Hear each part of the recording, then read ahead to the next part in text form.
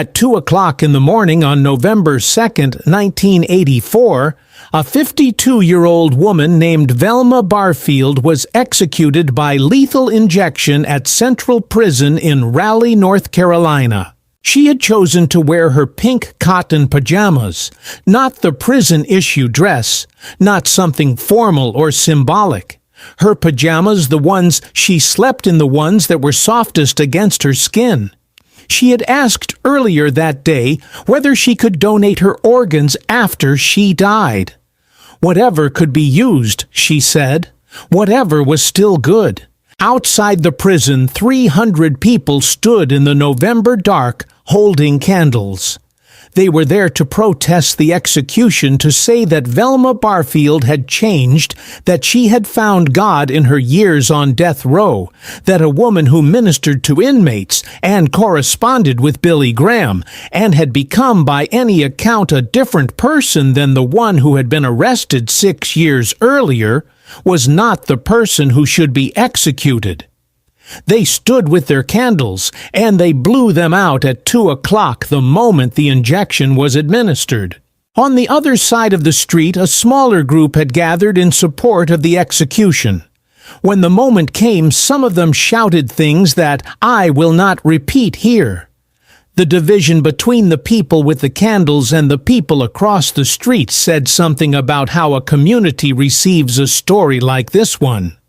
About how the same facts, the same life, the same woman in pink pajamas can be read so differently by people standing 20 feet apart. Velma Barfield was the first woman executed in the United States in 22 years. She was the first woman ever executed by lethal injection. She had killed at least 4 people, possibly more over the course of nearly a decade, poisoning them with arsenic while they slept, and while they trusted her, and while the community around her saw nothing at all.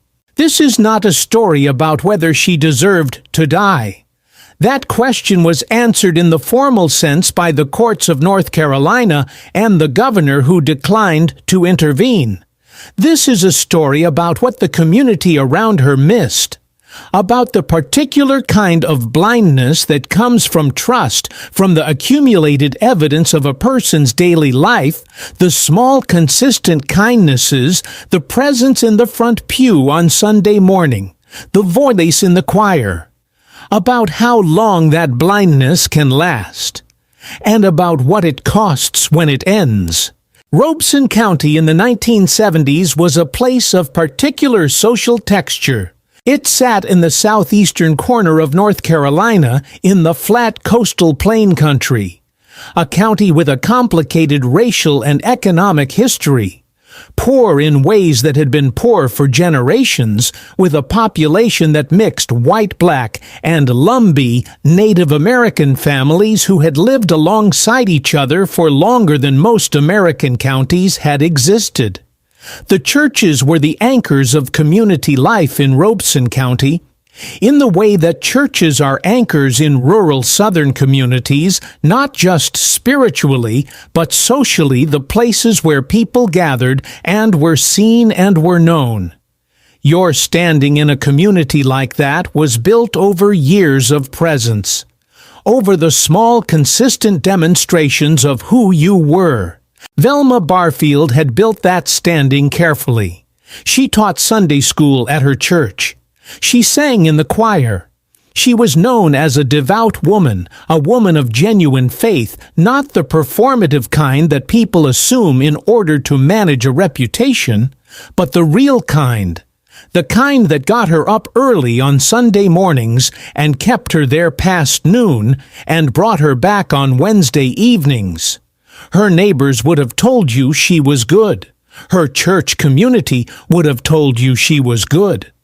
The families who hired her to care for their elderly relatives would have told you she was exactly the kind of person you wanted in that role, patient, attentive, present.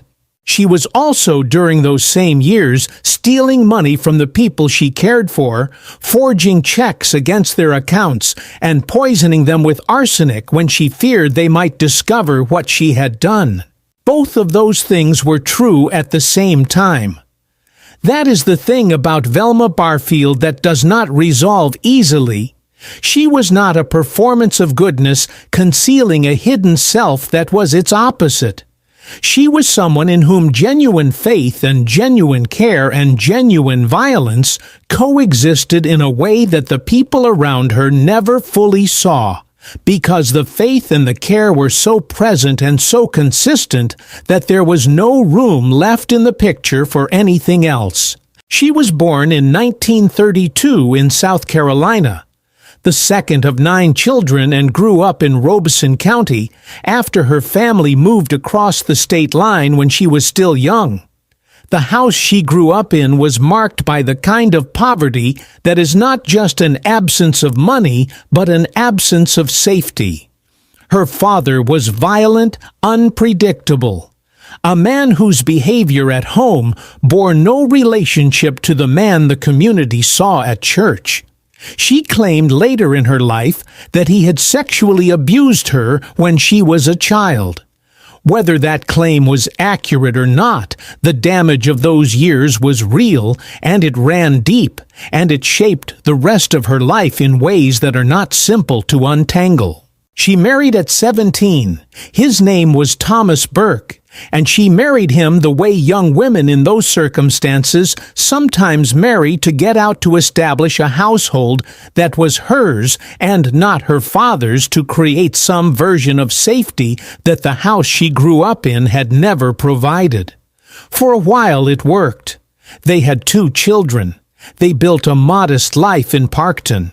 There were years that were, by her account and by her children's accounts, genuinely good. Then the back pain started, a hysterectomy in the mid-1960s, and the recovery that followed, and the particular way that pain management worked in rural North Carolina in those years, which was to say that doctors prescribed what they had, which was tranquilizers and sedatives and painkillers, and that the prescription was renewed when requested, and that nobody used the word addiction, because nobody had a language for what was happening yet. Velma Barfield became dependent on prescription medication in a time and place where that dependency was invisible. It was invisible to her doctors who saw a woman in pain asking for relief. It was invisible to her neighbors who saw a woman who sometimes seemed tired or slow, but who was always at church. It was for a long time invisible to her. What was not invisible was the money. Addiction is expensive, and the prescriptions cost more than she could manage, and she began to borrow money she couldn't repay, and then to forge checks, and then to falsify documents. Small amounts at first, then larger ones, always from people who trusted her, her husband, her mother, the family she worked for, always with the intention, she said, of paying it back before anyone noticed. When it became clear that someone was going to notice that the numbers were going to be looked at and the discrepancy was going to be found, she added something to their food. She later said that the first time she had not intended to kill anyone. She had only wanted to make them sick enough to be distracted from the finances. She had used a pesticide she had in the house.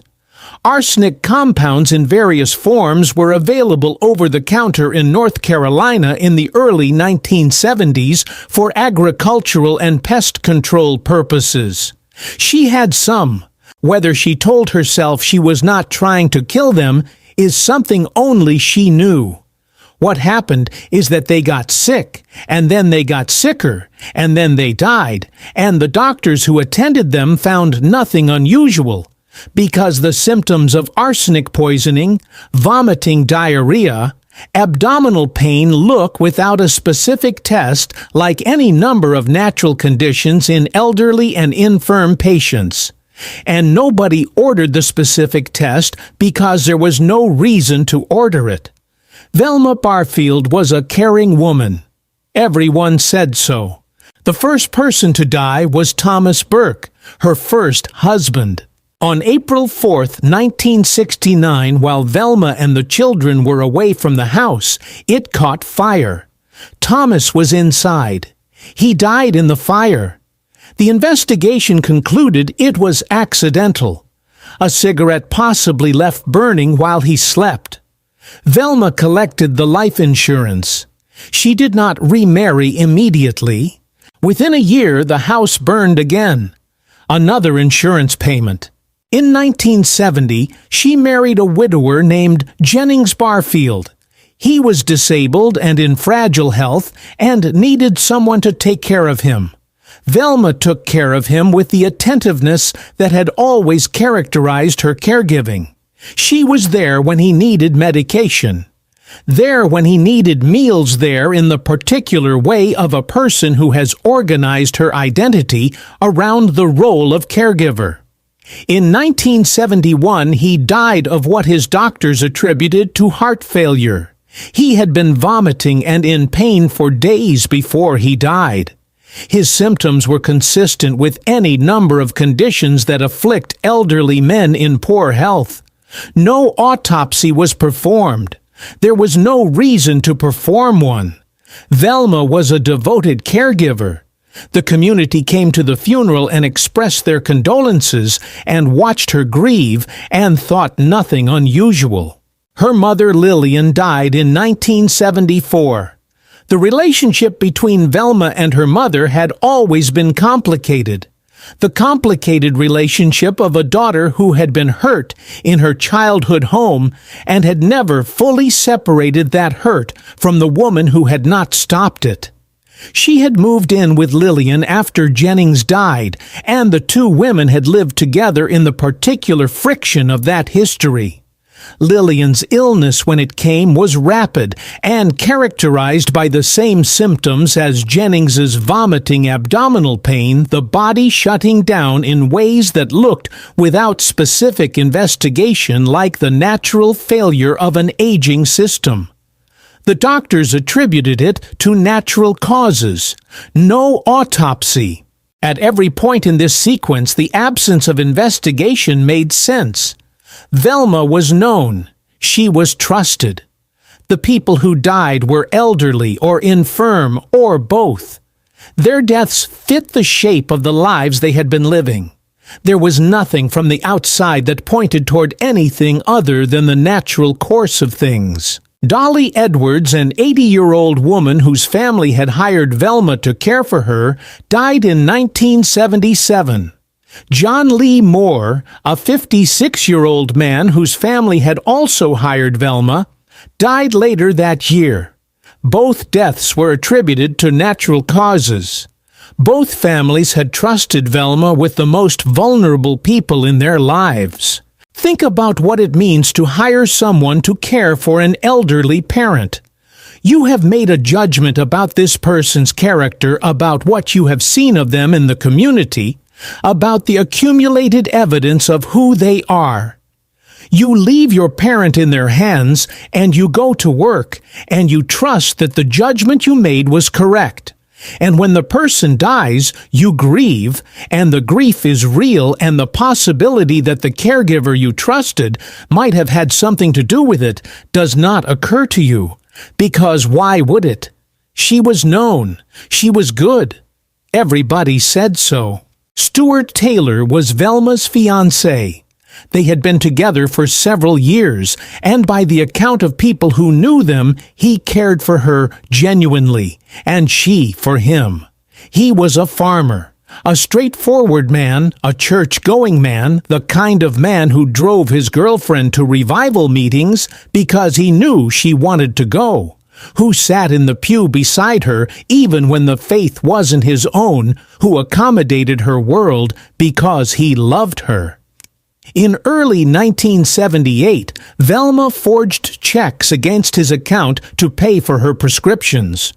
When she realized he was going to discover the forgeries, she added arsenic to his beer. He became ill and did not recover. He died on February 4th, 1978. His family, unlike the families before them, was not satisfied with the explanation. His relatives had seen him in reasonable health, had known him as a strong man, had watched him decline suddenly and severely. They requested an autopsy. The autopsy found arsenic. Velma was arrested on May 13, 1978. When the investigators brought her in for questioning, she did not hold back for long. She confessed to poisoning Stuart Taylor. Then she confessed to more. Her mother, Dolly Edwards, John Henry Lee. The confessions came in a way that her attorneys would later describe as a woman who had been carrying something too heavy for too long, and who, when given the opportunity to set it down, did not know how to stop. She told them things they had not asked about. She told them things they might never have found on their own. Her son Ronnie received 2 phone calls that night. The first told him his mother had been arrested in connection with Stuart Taylor's death. The second, a few hours later, told him she had confessed to killing his grandmother. And 2 other people he had not known were in danger. He had not known. That is the thing that stays with me about Ronnie Burke. He had not known. He had visited his mother in prison after the arrest and sat across from her and looked at her face, the face he had known his whole life, and tried to understand how the person he was looking at and the person being described to him could be the same person. How the woman who had raised him and gone to church with him and sat in the front pew every Sunday morning could have poisoned his grandmother. He eventually became one of his mother's most vocal advocates for clemency. He believed she had changed. He believed she was not the same person who had done those things. He visited her on death row and wrote letters on her behalf and appeared in public to argue for her life. What he was arguing for, what he understood better than almost anyone, was not that she was innocent, but that the person she was in 1984 was not the person she had been in 1974, or 1977, or 1978. And that the execution of the 1984 person for the acts of the earlier one raised a question that the law was not equipped to answer. Velma Barfield spent 6 years on death row at Central Prison in Raleigh, in an area designated for escape-prone prisoners. Because there was no separate women's death row, she was the only woman under a death sentence in North Carolina at the time. She was placed among men who were awaiting execution in a section that was not designed for her situation in the institutional isolation that death row produces in people who spend years there. What she did in those 6 years was visible and documented and, by all accounts, genuine. She led Bible study. She corresponded with other inmates, with prison staff, with strangers who wrote to her after learning about her case. She developed friendships with women in the prison's general population who sought her out for counsel. She wrote a memoir. She cultivated a relationship with the Graham family, Billy Graham, the most famous evangelist in America, and his daughter Anne, who visited her and became by any account a real friend. Anne Graham Lotz was present at the execution. She stayed until the end. The question of whether Velma Barfield's transformation was real is one that people who knew her, people who studied her case, and people who wrote about her have been arguing about for 40 years. I am not going to resolve it here. What I will say is that the people who were closest to her, who saw her not on television or in newspaper accounts, but in person across a table over years, believed it was real. And I will also say that the question of whether it was real may be in some sense the wrong question. Because whatever she became in those 6 years, it did not change what she had done. It did not change what the families of her victims were living with. It did not change the fact that she had poisoned her own mother and the two elderly people whose families had trusted her and the man she was going to marry. Governor Jim Hunt declined to grant clemency. He was in the middle of a Senate race challenging Jesse Helms, one of the closest and most watched races in North Carolina political history. The timing of the execution the week before the election was noted by observers at the time. Hunt denied that politics played any role in his decision. He said the evidence of guilt was overwhelming and that the process had been fair. The Senate race was extremely close. Hunt lost. At 2 o'clock in the morning on November 2nd, 1984, the injection was administered. Anne Graham Lotz was in the room. Ronnie Burke had been there earlier in the evening and had said goodbye. The prison chaplain was present. Velma Barfield died in her pink pajamas. Outside, the candles were blown out. The people across the street went home. The prison returned to its ordinary institutional quiet. In Robeson County, the families of the people Velma had poisoned lived with what they had been living with for 6 years, which was the specific and irreversible knowledge that they had trusted her, that their trust had been used against the people most in need of protection, and that this knowledge could not be unknowed. I want to say something about what happened in Robeson County for 9 years, from 1969 to 1978, while Velma Barfield was doing what she was doing. Nothing obvious happened. That is the point. The community went about its life. People went to church, and Velma was in the choir. People hired her to care for their relatives, and their relatives were cared for attentively and genuinely right up to the moment they were not. Nobody looked at Velma Barfield and thought, "There is something I am not seeing." They looked at her and saw what they had always seen, which was the sum of every Sunday morning and every church supper and every act of genuine care that she had performed over decades. The blindness was not stupidity, it was the ordinary operation of trust in a community that runs on trust, the same mechanism that makes it possible to live in close proximity to people you have not personally examined, to rely on the accumulated evidence of behavior over time rather than constant surveillance. Most of the time that mechanism works. Most of the time, the person in the front pew is who the front pew suggests they are.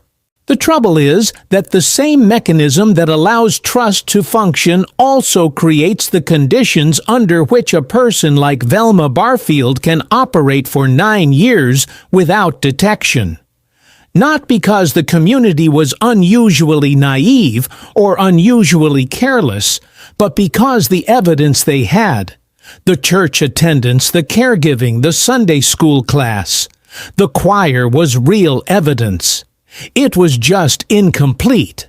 What was not in evidence was what happened after Thomas Burke's insurance check arrived. What happened after Jennings Barfield's health began to fail. What happened in the privacy of kitchens and bedrooms, and the small spaces where money was counted and checks were written, and the gap between what was owed and what was available grew wider and more frightening. What was not in evidence was the cabinet in the kitchen where the arsenic compound sat. The calculations a person makes when they are desperate in a way that is invisible to the people around them. The distance between what a person shows and what a person is doing maintained not through careful deception but through the simple fact that most of what any of us does is never seen by anyone. A person's life has rooms that their community never enters. Velma Barfield understood this better than most. She kept her rooms very clean on the side that faced the street. The question Velma Barfield's story leaves behind is not about her guilt. That was established and is not in dispute. It is about the particular cost of the gap between the person a community knows and the person that community does not know, the cost that falls not on the person who maintained the gap, but on the people who trusted the face they were shown. Dolly Edwards' family trusted Velma with an 80-year-old woman who could not protect herself. John Lee Moore's family did the same. They made that judgment in good faith on the basis of everything the community had told them about who Velma Barfield was. The community had told them she was good. The community was not wrong exactly. It was incomplete. It knew the parts of Velma that Velma allowed it to know. The families of her victims have lived for more than 40 years with the knowledge that their trust was the mechanism of their loss, that the reason they did not protect the people they loved was precisely the reason they should have been able to trust that they didn't need to. I don't know what to do with that. I'm not sure anyone does.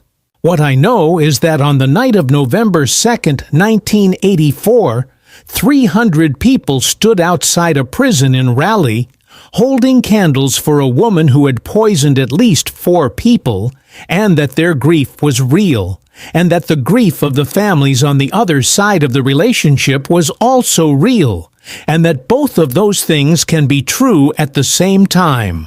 The woman in the front pew, the woman with the arsenic in her cabinet, the woman in the pink pajamas. She was all of those things. The community only saw one of them.